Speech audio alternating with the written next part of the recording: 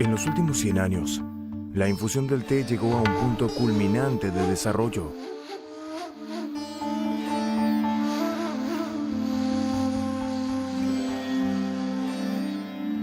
De Asia a África,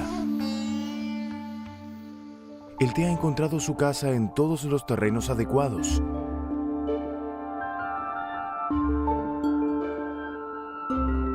El té muestra las infinitas posibilidades en diferentes países, en varias razas, en manos de la gente de distintas culturas. Tanto está en el pueblo natal como está en la lejanía.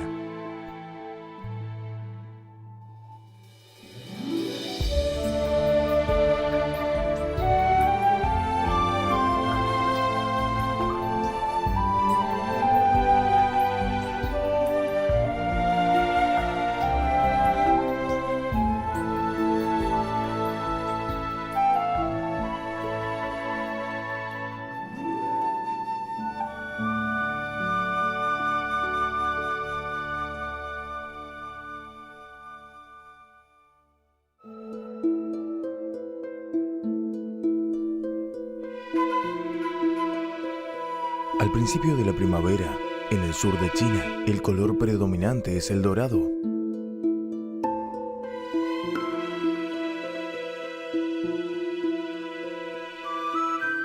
Es el color de la luz solar, el color de la flor de la colza.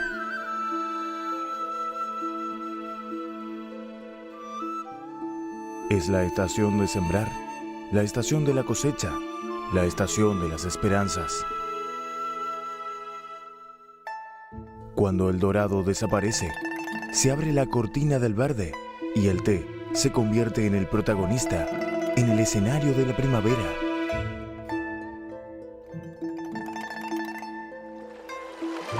China, Japón, India, Kenia. Desde Asia hasta África, todos los países del té han despertado.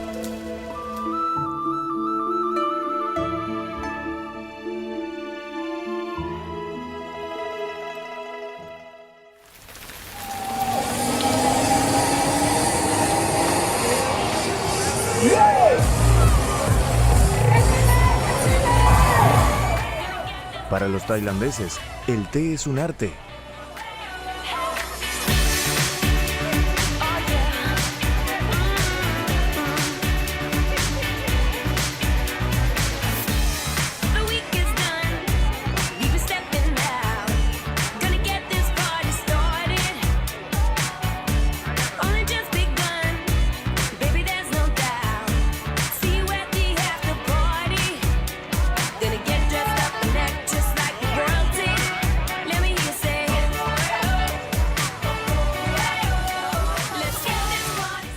Hola, soy Nick. Puedes llamarme el ilusionista Nick.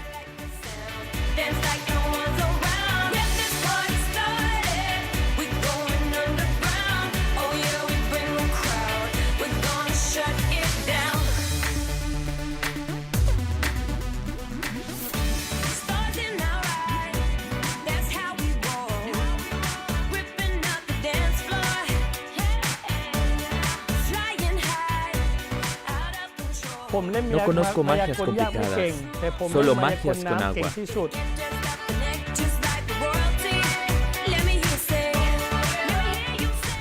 Nick tiene 30 años y cada semana vende el Tek Tarik en el mercado Chatuchak de Bangkok.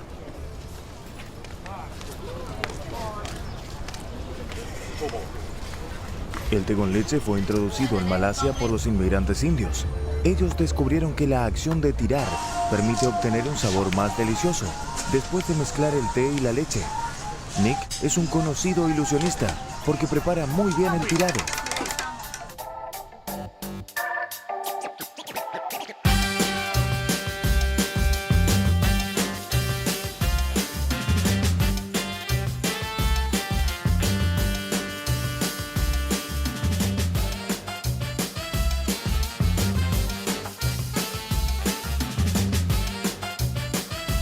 El Té Tarik es muy popular en los países del sureste asiático. Un maestro del Té Tarik puede ser un ídolo de los jóvenes.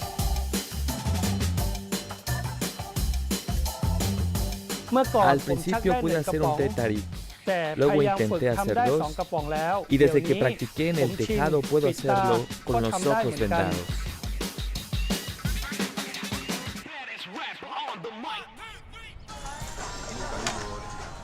Cada día Nick puede vender casi 300 vasos de té tarik en el mercado Chatuchak. Los vende a 20 baht, equivale a 4 yuanes.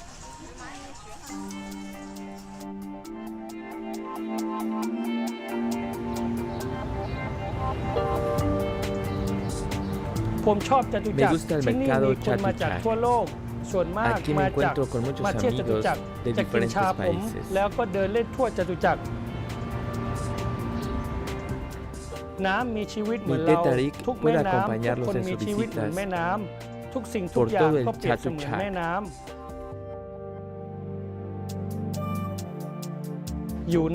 Solo hago el té tarik, pero estoy investigando el arte del agua. Cuando el agua se encuentra con el té, se convierte en una cinta de seda en mis manos. A los tailandeses les gusta el té de sabor suave y dulce. Cuando el té es tirado, ¿no te parece que es delicioso?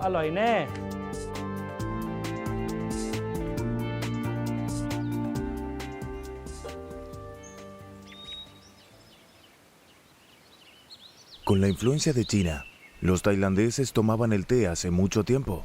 Sin embargo, empezaron a plantar té mucho más tarde. Hoy, las plantaciones de té se centran en las montañas del norte de Tailandia. La más conocida es Santikiri.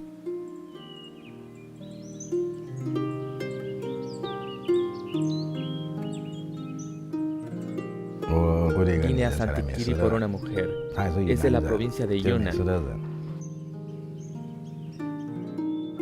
Lu Riming es un maestro del té en Taiwán. En 1990, viajó a Tailandia donde había quedado con una chica de la que estaba enamorado. Cuando llegué aquí con ella y vi las grandes plantaciones del té en las montañas. En Taiwán, mi pueblo natal, también abundan las plantas de té.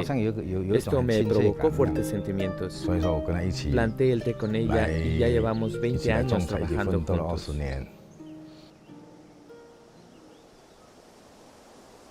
Santikiri está situado en el margen del Triángulo de Oro, controlada por fuerzas no gubernamentales.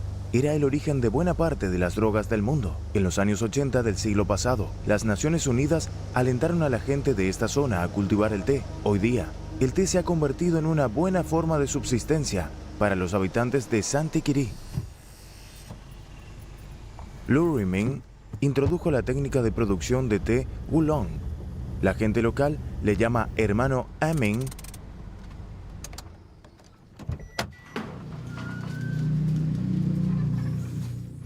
Debido al retraso de la llegada de las lluvias, la fábrica de Aming no ha podido empezar a trabajar. Más o menos en marzo es la estación de las lluvias. Normalmente llueve muy a menudo, pero este año no ha llovido hasta ahora y los campesinos están preocupados.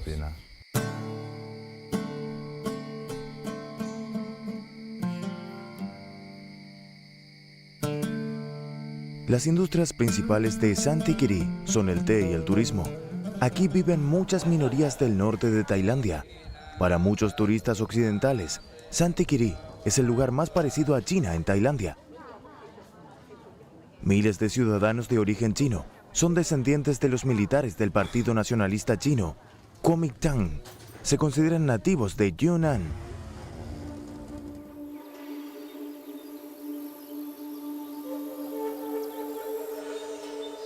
En 1949, una tropa de Kuomintang, acantonada en Yunnan, se retiró y volvió a Birmania, y fue atacada por las fuerzas del gobierno birmano.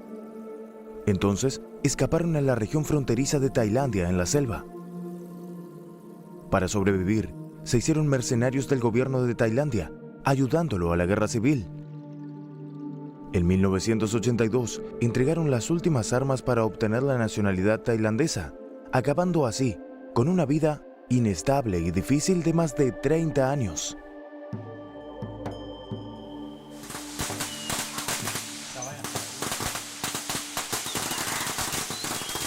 Ahora, la mayoría de los veteranos soldados y sus descendientes plantan té para vivir, pero todavía mantienen las costumbres tradicionales de China y brindan té como ofrenda al dios de la montaña. Aming participa cada año en esta ceremonia.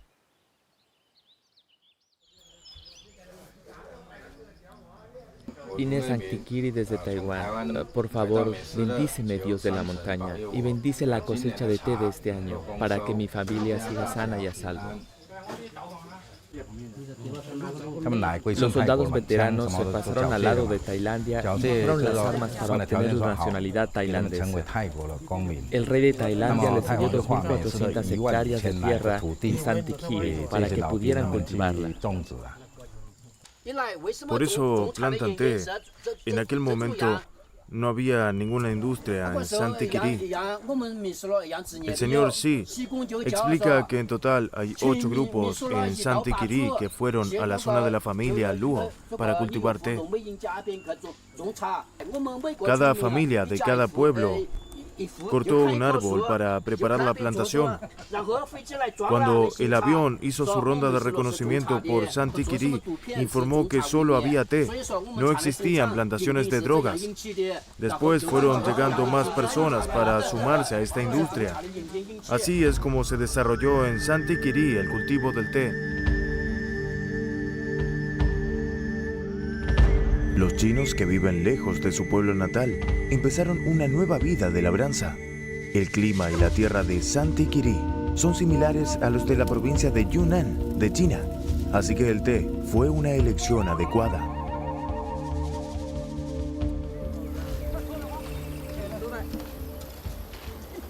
No llueve hasta finales de marzo. Aming concentra todos sus esfuerzos en la construcción de la fábrica. Su matrimonio, tras 20 años, terminó el año pasado. Tuvo la fábrica más grande de Santikiri, pero después de divorciarse, dejó toda su propiedad a su ex esposa. De hecho, pensé volver a Taiwán. Sin embargo, después de meditar en silencio me dije, he vivido aquí más de 20 años. Mis sentimientos están con los soldados veteranos y con su segunda generación. Cuando se habla del hermano Aming en Santikiri, todo el mundo sabe que soy yo. Vine a Tailandia. Quiero hacer que el té de esta tierra sea famoso en todo el mundo.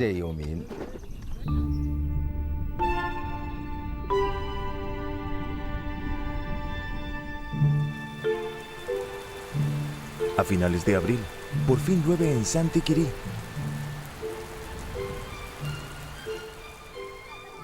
El té de Aming puede ser recogido finalmente.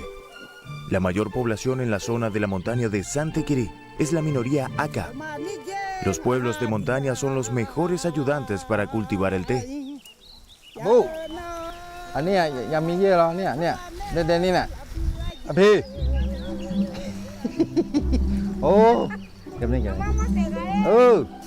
Aming quiere hacer un té que se llama belleza oriental, cuya técnica viene de Taiwán. Belleza oriental es el nombre que le puso la reina de Inglaterra cuando lo probó. Después de chupar una especie de cigarra, que es un insecto pequeño y verde, podemos obtener este tipo de té. No se utilizan insecticidas ni abonos. En Santikiri, todo el mundo confía en la técnica de Aming. Muchas personas entregan su té a la fábrica de Aming directamente, después de cogerlo, y le encargan hacer té oolong. Para hacer la belleza oriental, recogemos el té cuando ya está un poco marchito. Es más pesado que el té normal. ¿Por qué? Si no es más pesado, su color agradable no puede trascender. Hay que cogerlo como ese, pero cogen como ese tan largo, todos están mezclados.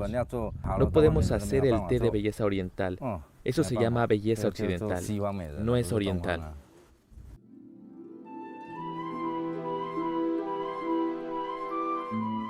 Hace 20 años, cuando Aming fue a Taiwán a aprender a hacer el té belleza oriental, pudo oír las noticias sobre soldados veteranos de Santikiri, pero no imaginó que algún día llegaría a hermanarse con ellos. Muchos soldados veteranos me preguntaron, Amin, ¿cultivas ese té? Nosotros cultivamos otro y lo vendemos por unos pocos yuanes. ¿A cuánto se vende el kilo de té oolong? Les respondí. Se vende a más de 1,000 yuanes y el kilo en Taiwán. Ellos no lo podían creer. En aquella época el salario mensual en Tailandia era solo de 2,000 o 3,000 yuanes. ¿Quién iba a comprar un té que costaba más de 1,000 yuanes? Yo les dije, no importa, intentaremos cultivar ese té. Ahora, Amin espera ampliar la fama de Santikiri a través del té Belleza Oriental.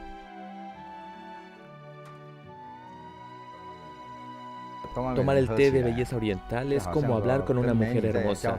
Su sabor es muy bueno. Ahora Amin tiene una nueva relación. Su mujer actual es tailandesa. Dos personas pueden componer una familia. El trabajo empieza desde cero, como antes. Cuando tenía 32 años vine a Santikiri. Este año cumple 53 y ya han pasado 20 años.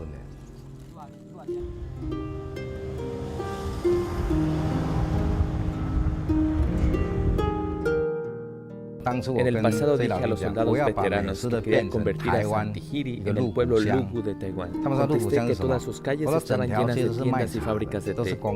Hoy en día he realizado mi sueño. Todo el té de Tailandia está muy introducido en el mercado internacional. Es un fragmento de la oleada de consumo de té en el mundo moderno. En el siglo XIX, el comercio de té proporcionaba grandes beneficios y China ocupaba una posición de monopolio. Esto indujo a los occidentales a explotar otras zonas de cultivo de té. En aquella época, India, que era colonia de Inglaterra, se convirtió en la primera seleccionada para ello.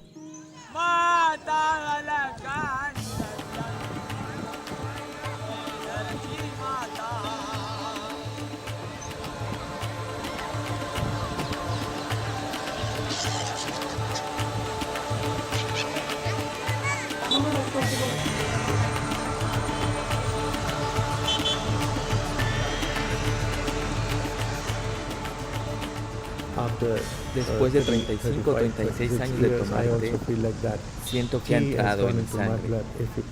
Si me hiriera, no quiero que saliera sangre de mi cuerpo, sino té de Darjeeling. Lo Chan es un comerciante indio. Su plantación está situada en la zona del té Darjeeling de montaña. Su clima y el medio ambiente natural parecen haber sido creados por Dios especialmente para esta variedad. El té de la zona Darjeeling de la montaña posee un sabor y una fragancia especiales. Lo Chan se siente orgulloso de que la historia de cultivo del té negro en Darjeeling tenga menos de 200 años.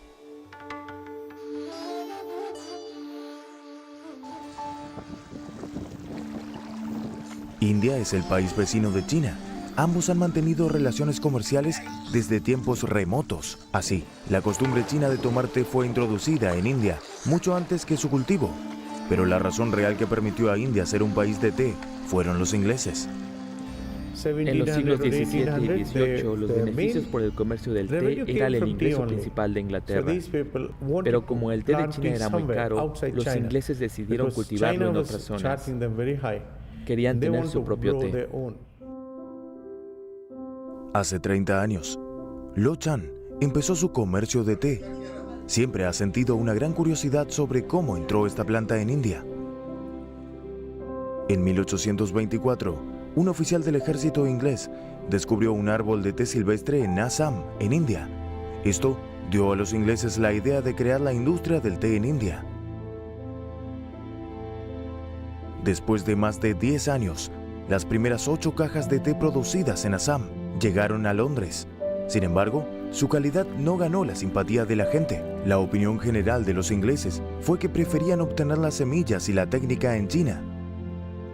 Así que contrataron a una persona para buscar las materias primas del cultivo de té, como las semillas o las plantas, para localizar una zona adecuada para el cultivo y para encontrar a los mejores trabajadores. Aquella persona fue el botánico Robert Fortune, que fue a China muchas veces y visitó muchos lugares diferentes. Hace más de 100 años, el botánico inglés Robert Fortune fue a la montaña Uyi de la provincia de Fujian para obtener el secreto del té negro. Se disfrazó de chino, incluso aprendió el idioma y estuvo 3 años investigando sobre el té en la zona de la montaña Uyi y finalmente se hizo con todos los conocimientos necesarios para la producción del té. Fortune comprendió que no eran suficientes la técnica y las semillas, así que persuadió a 8 trabajadores de la montaña Uyi que poseían la maestría del té a ir a India con él. Hoy no podemos verificar los nombres de esas 8 personas. Sí se sabe que tardaron muchos años en sentar las bases de la industria del té y que no pudieron volver a su pueblo natal hasta el final de sus vidas.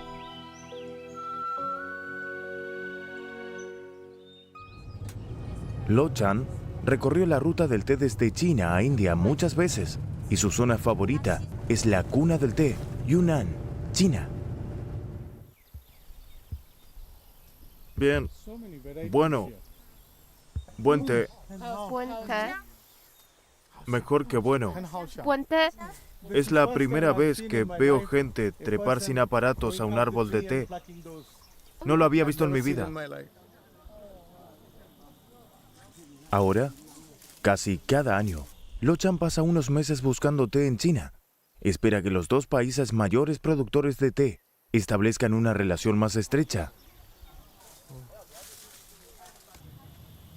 Es un árbol muy viejo.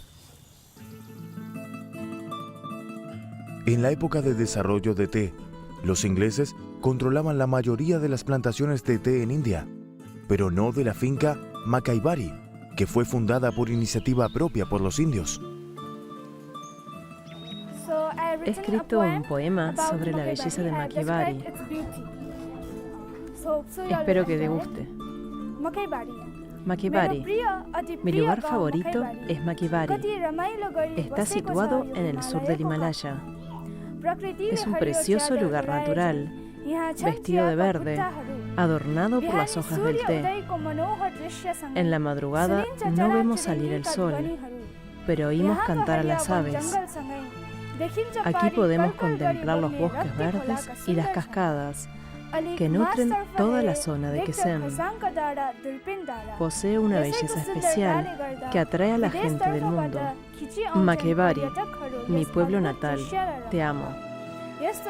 Gracias. La chica de 13 años, la persona que adora mucho Pratna, es el propietario de la finca Makaibari, Raja Banerjee. La familia de Banerjee pertenecía antiguamente a la familia imperial de India, así que a la gente local le gusta llamarle Príncipe Banerjee.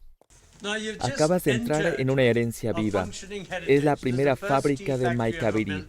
No fue construida por los ingleses, sino por mi bisabuelo. Por eso es una herencia viva.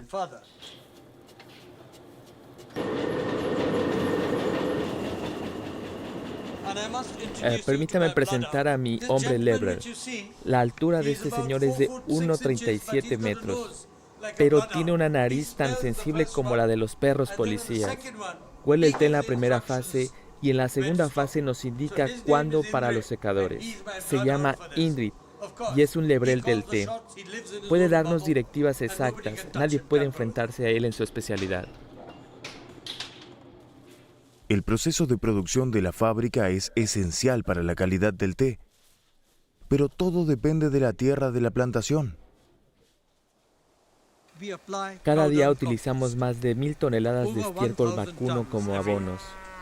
Hay que hacerlo muy bien, porque si no, el estiércol puede convertirse en un veneno o perder los elementos nutritivos. Hay que ser muy cuidadosos con todos los pasos. Para la mayoría de los campesinos, el cultivo se realiza para ganar dinero. Es solo un negocio. Sin embargo, ellos olvidan que son artistas también. Su lienzo es el suelo, nuestra tierra. Puedes pintar un dibujo maravilloso y constante, y todo el mundo puede apreciarlo como se hace con una obra de arte. Normalmente, los propietarios indios no manejan personalmente sus plantaciones de té.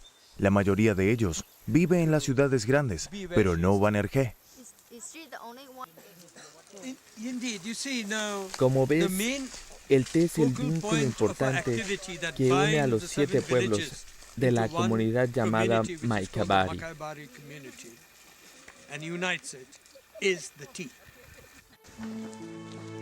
Hace 20 años, Banerjee volvió a la finca Makaibari tras graduarse en la Universidad de Cambridge, en Inglaterra. No solo introdujo la conciencia del té orgánico, sino que también acometió una gran causa: la protección del medio ambiente ecológico, la protección de los animales salvajes, la escuela gratis, la guardería infantil, la biblioteca, el hospital y los proyectos de turismo familiar que llevarían la riqueza a los habitantes de la zona. Es increíble en una zona apartada en las montañas en India. Por eso, Banerjee se convirtió en un héroe para los niños. En 2002, el Comité Global de Economía reconoció a Banerjee sus grandes logros. Para Banerjee, el premio más grande son los cambios de los ciudadanos. Aquí, no se cierran las puertas con candado. Todo el mundo da la bienvenida a los invitados con una sonrisa ingenua.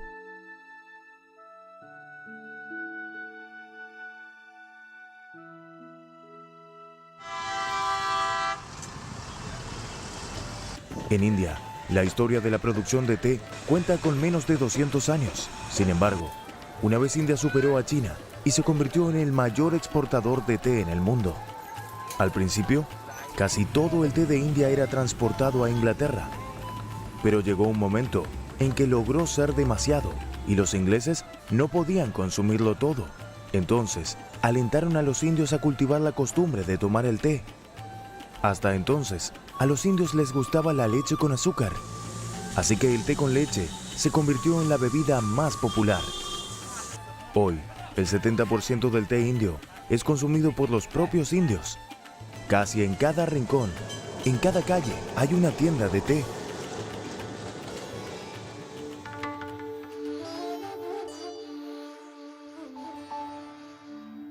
Como la mayoría de los indios, Anatami comienza el día con una oración.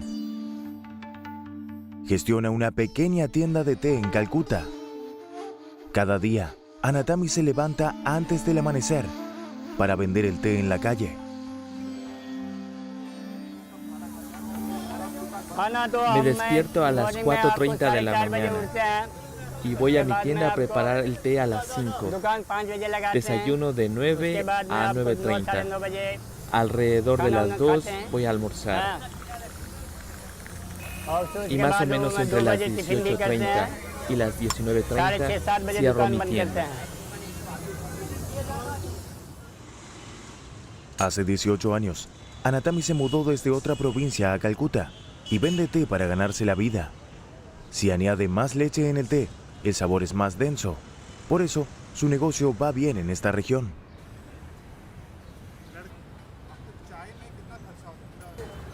Es la subsistencia de toda la familia. Cada vaso de té con leche vale 6 rupias, que equivalen a 0,6 yuanes. Aparte de los gastos diarios, puede ganar más de 200 rupias cada día. Ahorro lo que puedo cada día. Gestiono mi tienda del té yo solo. Los gastos de estudios de mis 2 hijos vienen de este negocio. Espero que puedan ser médicos y ellos se esfuercen para conseguirlo. No tengo grandes sueños, solo quiero preparar té toda mi vida. Apenas reutilizan el bol de barro. Después de terminar el té, tiran el bol. Para los indios, el bol de barro proviene de la tierra y vuelve a la tierra. Eso es muy normal, no es un desperdicio.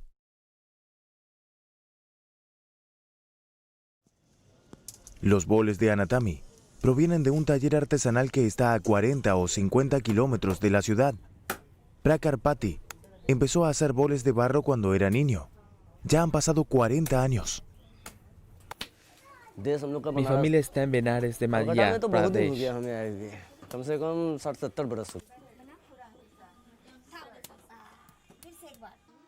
Nos mudamos a Calcuta hace 60 o 70 años.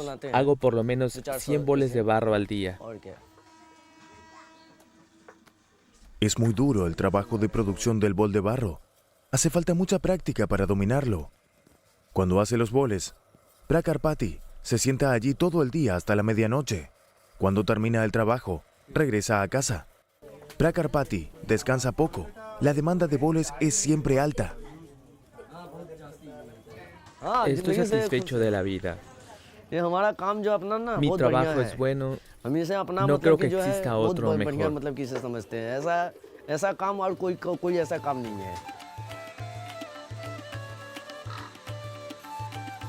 Al final del siglo XIX, empezó a desarrollarse la industria del té indio. El té negro de China, que llegaba a todo el mundo, sufrió un gran impacto. El té chino era elaborado a mano principalmente. No pudo contra el té indio producido en las fábricas. En el mercado internacional, el té chino fue reduciéndose gradualmente. En aquel momento, apareció un nuevo tipo, el té negro de Chi-Men de Anhui. Con su aroma misterioso, alcanzó una alta posición en el mercado mundial. Hoy en día, el té negro de Chi-Men sigue siendo uno de los tés negros de alto nivel en el mundo.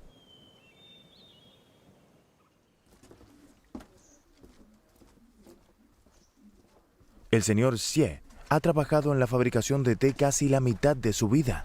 En cada estación, lo elabora a mano para sí mismo. Cuando éramos niños íbamos a la montaña a coger té con nuestra abuela. Empezamos a trabajar inmediatamente después de graduarnos en la escuela. El té negro de Chi-Men se inventó en la segunda mitad del siglo XIX y principios del siglo XX. El té negro de Chi-Men, el de Darjeeling y el de Sri Lanka son conocidos como los 3 mejores tés negros del mundo. Los occidentales que apreciaban el aroma del té negro de Chi-Men crearon una palabra exclusiva, el aroma de Chi-Men. Hay poca gente que maneje la clave del aroma de Chi-Men. El señor Xie es uno de ellos. Los días de lluvia influyen en la calidad del té, pero el señor Xie estima mucho las hojas frescas que recoge por la mañana. Hay que preparar las hojas en el mismo día en el que las recogemos. No se pueden dejar toda la noche, porque dejarían de estar frescas en ese tiempo. Basta mediodía para que las hojas frescas se marchiten. En los días de lluvia, debido al aire húmedo, este proceso será algo más largo.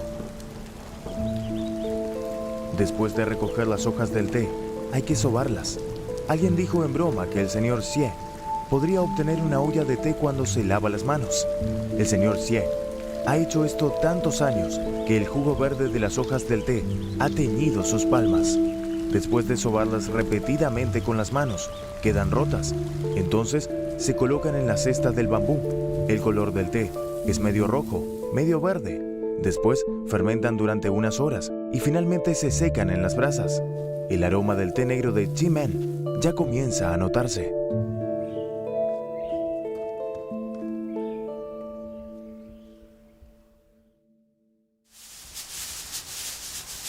El señor Xie toma un té al día y lo toma crudo, pero en la fábrica no vale crudo, hay que refinarlo. En el proceso del refinado hay 17 pasos. El primero es sacar el té viejo y triturarlo en una cesta. Luego, con diferentes tipos de cribas, se separan los fragmentos según sus distintos tipos de diámetros y longitudes.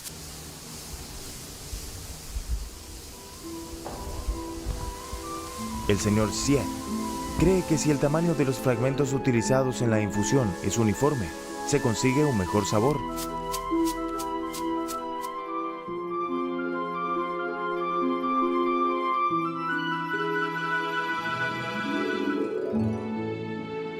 En el pasado, el mejor té negro de Chi-Men principalmente fue para la exportación, incluso para los maestros que hicieron el té en la fábrica.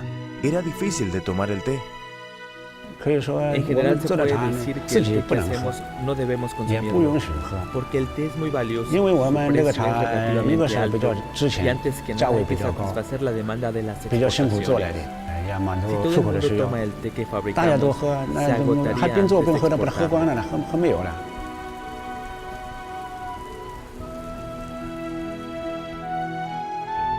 Al llegar el té negro de Chi-Men, conquistó las papilas gustativas de los europeos.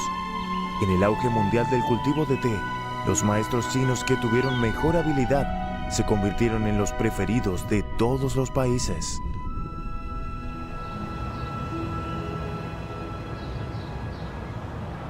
Quanfang Hutong de Xidan, en Beijing, está a punto de ser demolido. Liu Chi creció aquí. Este año cumple 70 años, en este pequeño patio, donde está toda la memoria de generaciones de su familia. ¿Estás regando las flores? 1, 2, 3... ¡Berenjena! La de Liu es una familia internacional. El origen de su sangre incluye China, Rusia y Georgia. El idioma más cómodo para comunicarse en la familia es el ruso. Brindamos por su cumpleaños.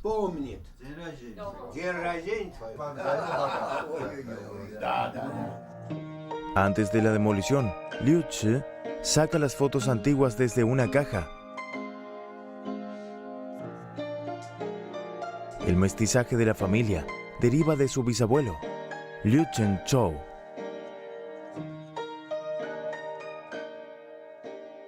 Probablemente en 1893 había un comerciante ruso llamado Popov que invitó a mi bisabuelo a Georgia para cultivar el té. Mi bisabuelo fue allí con sus trabajadores y llevó unas semillas y árboles de té. En aquella época, Georgia era parte de la Rusia zarista.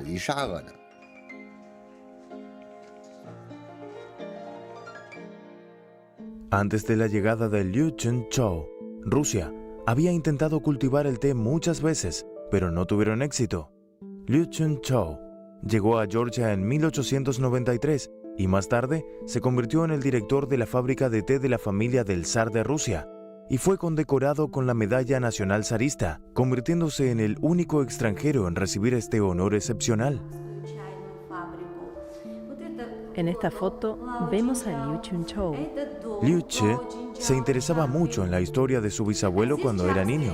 Cuando era joven, se dedicó al comercio internacional en Georgia. Después de jubilarse, fue a Georgia muchas veces para investigar la experiencia de su bisabuelo sobre el cultivo de té en Georgia.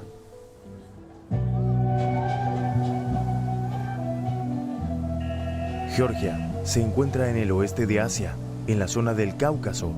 Cuando la Unión Soviética se derrumbó en 1991, Georgia se convirtió en un estado independiente. Antes de la Unión Soviética, perteneció al territorio de la Rusia zarista. Hoy en día, pocas personas saben que fue una zona importante de producción de té. Del consumo de té de la antigua Unión Soviética, el 80% provenía de Georgia.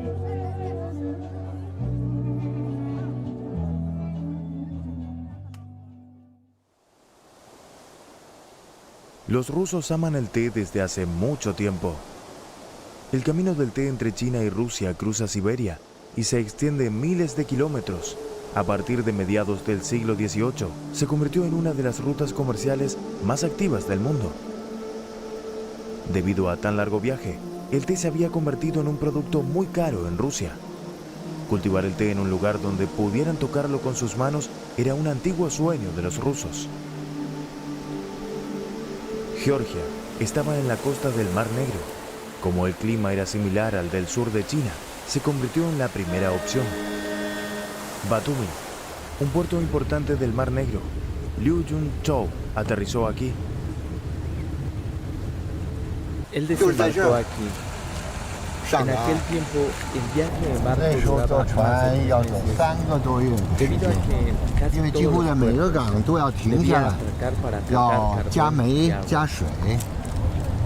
Además, en ese tiempo, los pilotes hacían el viaje especialmente peligroso.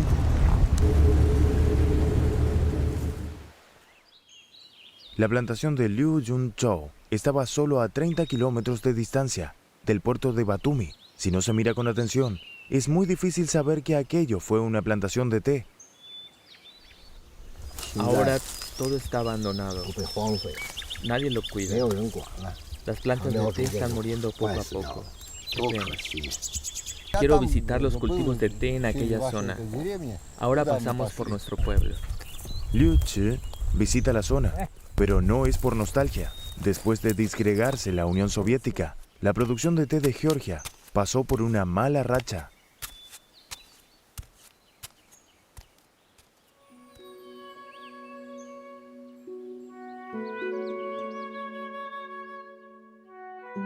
El té de Liu Yun Cho era conocido como té de Liu.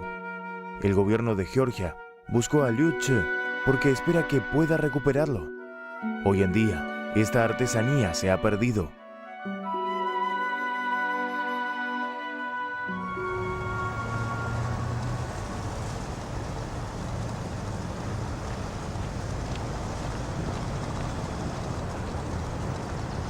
Para buscar la pista del té de Liu Che necesita la ayuda de una persona.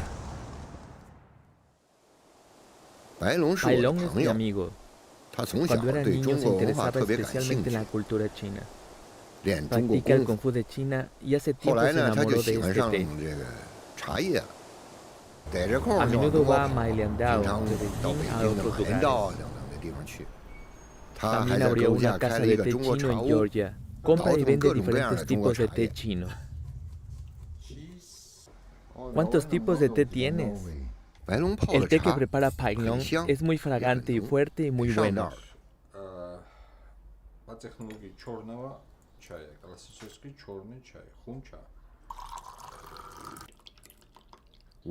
Le pregunté cómo era el sabor del té Liu al principio. Dijo que no lo sabía. Han pasado tantos años que ya hay poca gente que conozca el sabor del té Liu. Por eso le propuse, vamos a buscar a los maestros del té y les preguntamos.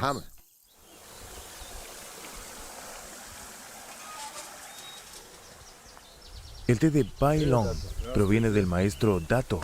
Dato fue viceministro de Agricultura de la República de Georgia. Más tarde, renunció a ese trabajo para volver a casa y se especializó en el té. Dato toma el té con mucha atención. Pone sobre la mesa flores que planta en el jardín de su casa. Luego coge unas frutas en el patio. Moras, cerezas, algunas bayas. Todo cultivado por él. A los georgianos les gusta el té negro. Al principio preparan el té fuerte concentrado.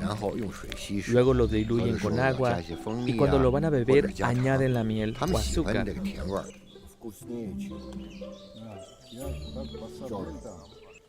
Dato hace el té al estilo antiguo. Lo deja marchitarse naturalmente, lo soba, lo deja fermentar y finalmente lo seca. Dato dice que las técnicas de todos los tipos de té son similares, pero para hacer el té de Liu hay unos puntos que hay que cuidar especialmente. Los maestros de su generación están investigando y buscando los documentos. Ahora el sabor de té de Georgia es diferente del chino. La pista ofrecida por Dato no puede resolver el misterio del té de Liu. Liu Che ha venido a Georgia por un tiempo y espera obtener resultados antes del término del verano. Necesita encontrar ayudantes y cuando regrese a China podrá obtener la primera cosecha de té de la plantación de su bisabuelo, antes de la primavera del año que viene. Acaba de enterarse de que, en la fábrica más grande del té, es posible que alguien conozca el origen del té de Liu. Fue la fábrica de té más grande de Georgia y su técnica de producción proviene de la época de Liu Yun Cho. ¿Podemos pasar? Claro que sí, bienvenidos, entrad por favor.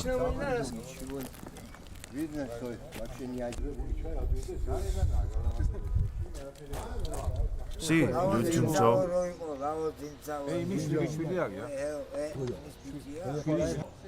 Trabajó 42 años ahí. Fue trabajador del té. ¿Qué tipo de té negro hizo? Ahora no hay muestras de este tipo ni de otros. En los últimos años producen ese tipo de té negro en la fábrica. Los expertos locales están cultivando tipos nuevos. Los maestros viejos le dijeron que la técnica del té de Liu proviene de la manufactura del té negro de Ximen en China. Liu Yun Cho llevó de ahí las semillas. En realidad vino del sur de China. En los cultivos de Georgia la técnica de elaboración ha cambiado desde el té de Liu. Liu Che no está seguro de si es real, pero finalmente obtiene una pista en su investigación. Decide investigar más cuando regrese al país en otra ocasión. En todo caso, la plantación de té de su bisabuelo será reconstruida por sus propias manos. Mi bisabuelo trabajó en Georgia por más de 30 años. En realidad pasó sus mejores años ahí.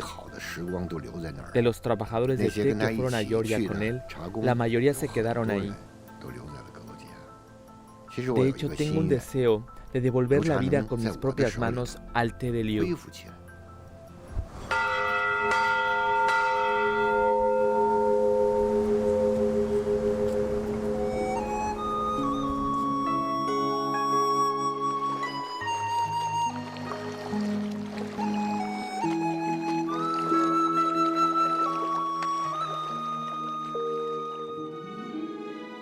En el mundo del té, la gente viene y va. Algunos han encontrado su destino. Algunos han realizado la expiación de su alma. Algunos han descubierto la poesía de la vida. Algunos han reconstruido la relación con sus antepasados.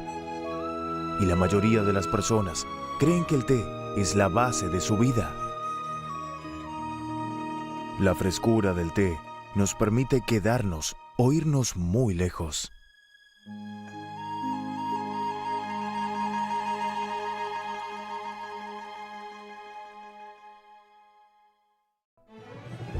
No se produce el té en Inglaterra, sin embargo, es el lugar donde se consume más por persona en el mundo.